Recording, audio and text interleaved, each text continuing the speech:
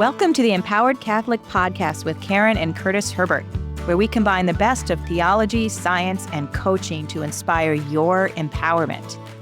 It's our mission to help you release the inner obstacles that are holding you back from embracing true Christian freedom, so the power of the Holy Spirit can manifest in you. So if you believe that God has more for you, if you want to believe that God has more for you, listen on, my friend.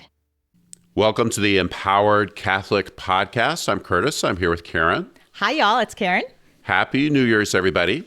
Happy New Year's, the celebration of Mary, the Mother of God. Ooh, it would be fun to do an episode on that one someday. We would love to do that. That's a great idea. However, we should, I think, keep talking about empowerment. And Yes. We were interrupted by Christmas, which was good, a good interruption, but bring us back on track, Karen. Here we are. What are we doing? So just to remind our listeners and ourselves, because we get a little foggy-minded ourselves, we are discussing empowerment. And we mentioned this a couple of times before. I just want to highlight it here.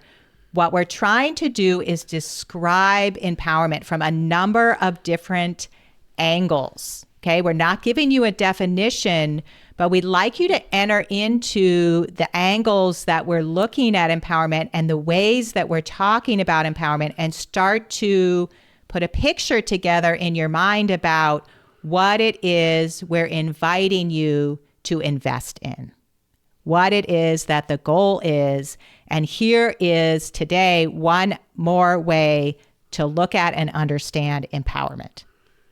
So it's not a definition, it's a description. It's a description, and there's a lot of metaphors, analogies, and I think these are really great ways of talking about what empowerment really is and what it can do for us. Karen, let's talk about the unconscious mind and empowerment. This is awesome, and I am excited to talk about this with you, Curtis. Well, Karen, and we were discussing how we're going to say some things that are obvious, but some things that maybe aren't as obvious. And what we find is that people realize, oh, wait a minute, this really is important for me to start developing, what do you want to call it? Rapport, techniques, habits, communications. A relationship with my unconscious Yes. mind. So Karen, did you know that you have an unconscious mind? I have learned this. Yes. You have learned it. So all of us, I think, have had this experience of deciding, oh, we're going to do something. Like, I'm going to get up at 5 a.m. and exercise starting January 2nd. I've never had that specific experience, honey. Well, many of us have had that not me. experience, but all of us have had a similar experience where we're going to do the next big thing, and we're ready, and we say, I'm going to do this, and then a few days or a few weeks later, well, it's not happening. It's all fizzled out. It's fizzled out. And Is that funny? Like, you have all the motivation in the moment and you really are excited, and somehow it dissipates. It dissipates and you feel pretty flat about the whole thing, and you're just like, forget about it. And what's happening here is your unconscious mind isn't on board. It's like, I'm not so sure we're going to go exercise all the time. And your conscious mind is saying, oh, we need this. But the unconscious mind, it's just not convinced. So really what you're saying is there's this disconnect between your conscious and your unconscious mind, and something has to happen. Well, that's right. And I'm also saying if you really want to get something done, then well, you have to get your unconscious mind on board. Now, Karen, we're used to working with our unconscious mind, even if we're not really aware of it. So that's a good thing. So think about this for a second. Say you've written a few papers in your day. In my lifetime? I have, yes. And so say you have to write a short story for your homework assignment. How would you approach that? A short story.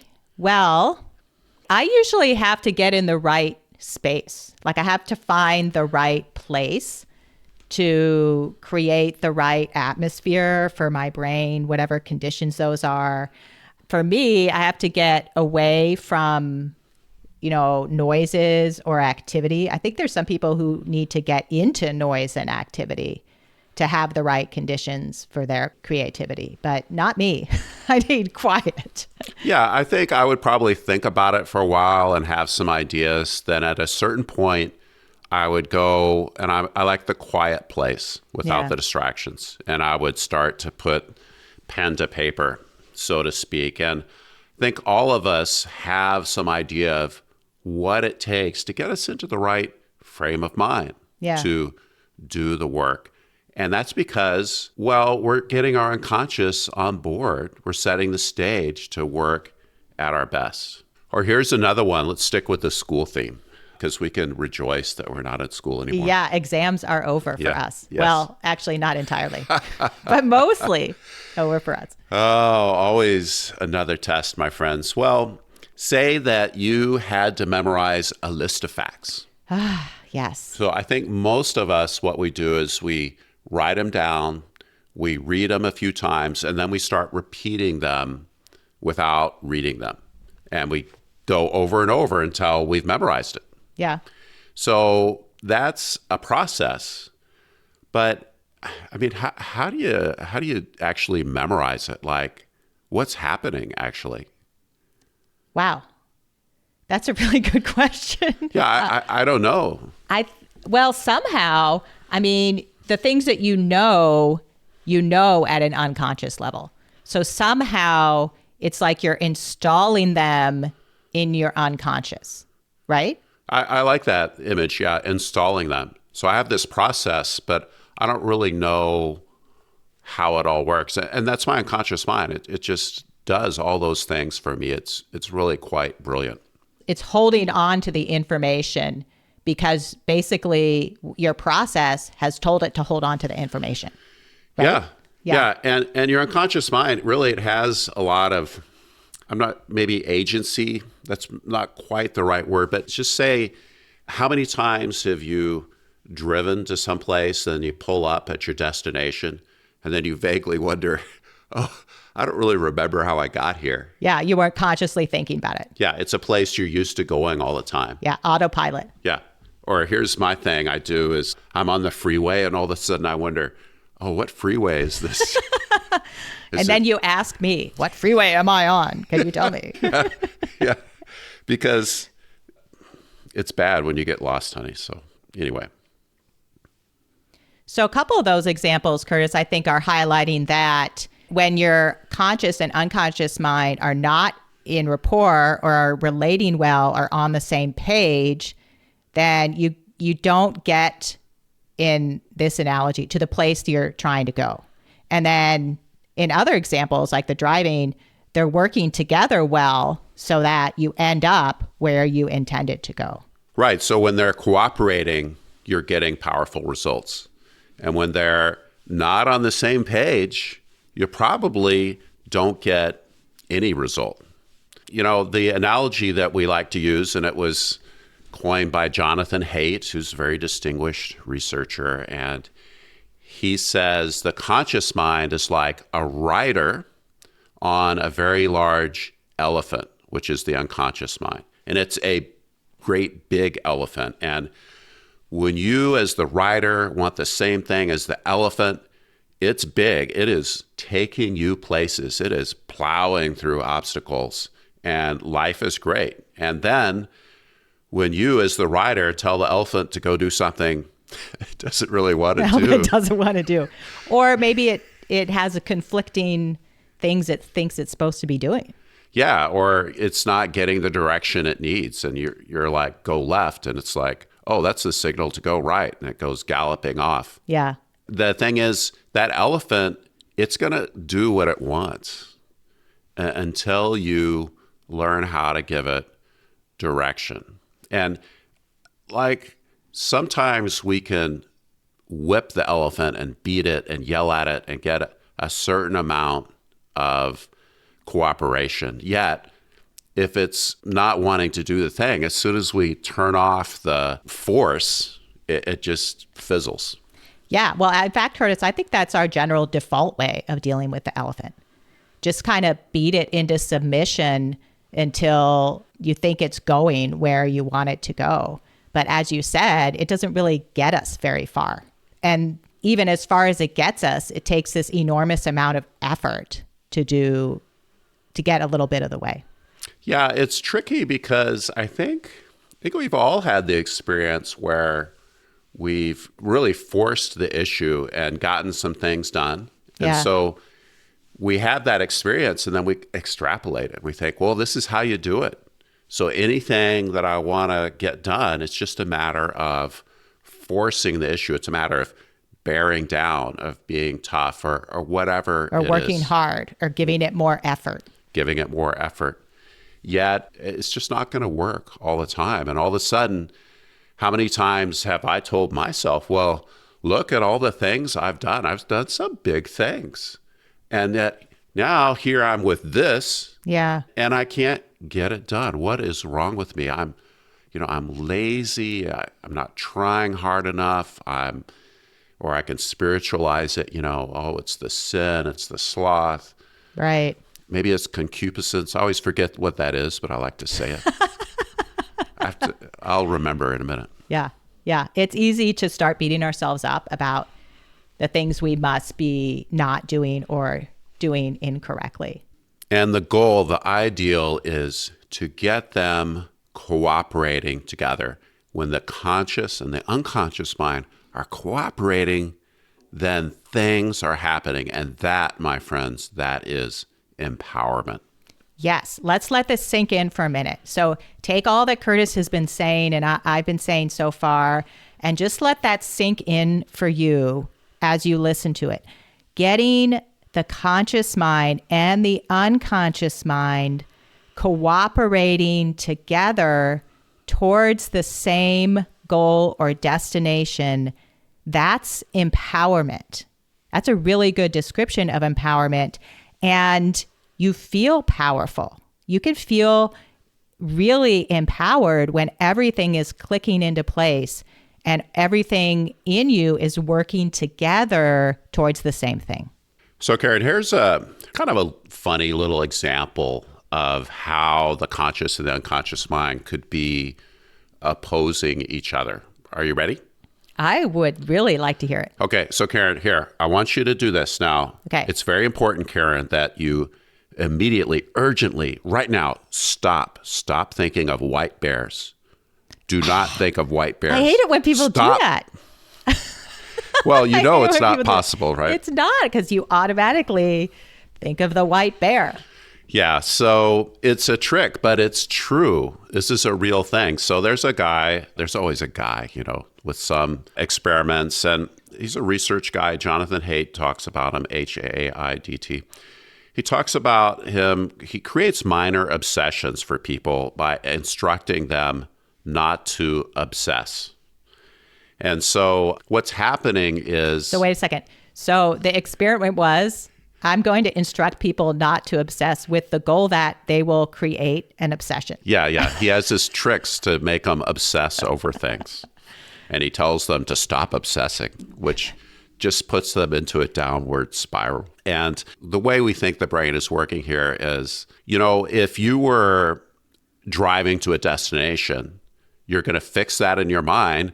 And then your mind is going to start giving you feedback, how close you're getting, how good a job you're doing, if you need to go left or right or whatever. Whatever this goal is that we're setting for ourselves in the moment, our unconscious mind is automatically giving us some feedback. So as you say to yourself, do not think of white bears, that's your goal. And so the other part of your brain is thinking, okay, how good a job am I doing not thinking about white bears? So you have to have a picture of thinking about white bears before you can assess whether or not you're not thinking about white bears. Yeah, well, the goal, it's this negative goal. Yeah. So it's being held, your mind is holding it up in front of itself, and it keeps asking itself, how good a job am I doing at this? Right. But of necessity, it has to raise the thought of white bears. So it's really... That is so intriguing. So we have this automatic processes of monitoring how well we're getting to our goals. And so this really speaks to ruminative processes. Okay. So I love to ruminate things. Things come up, and I'm thinking about them and I'm chewing on it. And I keep thinking, well, I'm going to solve this. There's something, if I could just figure this out, then I can make this problem go away.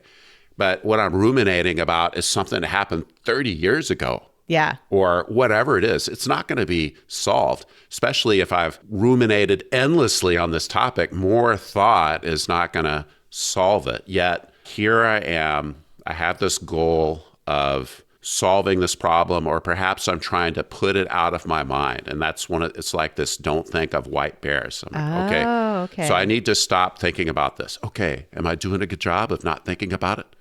Well, now you made me think about it again. And we're in this cycle, and this is how the conscious and the unconscious mind are kind of in a conflict, because the writers, it's really not given very good direction to the elephant. And just kind of a couple quick tips for rumination. You have the thought, you say, okay, thank you. I've heard that thought before. Now we're going to think about something else. And then you change the subject. Or perhaps you have a new thought, and your goal is, when I think of that, now I'm going to think of this new thought. And you start to train yourself to simply have a new thought, to link them up. Yeah. So I'm also wondering, it sounds like another way to communicate this with your unconscious is not to give it do not direction. Yeah. Don't use the negatives. So give it a positive direction. Oh, you know what? I have heard this actually. They studied some of those signs that people put up, like don't fall or slippery slope or something. And that when you put up those kind of commands, people actually have more accidents. So there's this kind of movement to change the signs to always have a positive focus or intent on the sign, like watch your step or have good balance. Stay steady here or something. Yeah. So that's kind of a quick example. And we know that there's really a lot of things going on with your unconscious mind. There's all kinds of beliefs about yourself and about the world and about other people. And learning to work with your unconscious mind is so important for getting the things done and being the person that you really want to be. I think it's key, Curtis, to everything that we do. This really is an important key to empowerment, is getting your unconscious mind on board and learning how to work with it. It's what we do with our clients. It's what we want to keep talking about in this podcast. So this is definitely going to come up again. And just to give a little teaser to all of our listeners, we're actually going to have some weekend seminars and some trainings in 2025 that really dig into how to connect with your unconscious mind and communicate with it and get it on board to support you in where it is you want to go. Because that elephant is enormously powerful. It is enormously powerful. And we were created this way, my friend, with an unconscious mind.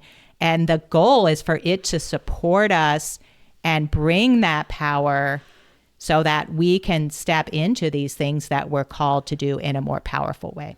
Karen, since you brought it up, I'll just invite our listeners to save some dates. Oh, that's a great idea. Yeah. So our first weekend in 2025 is February 21 to 23. And then the second weekend is April 25 to 27. Those are empowerment weekends. Those are empowerment weekends. We've got some information on our website. There's a banner with a link. Reach out to us if you have any questions. It's empoweredcatholics.com. Mm-hmm. And we will look forward to seeing you guys next week. Thanks a lot for being here with us. Bye, everyone. Thank you for being here with us this week.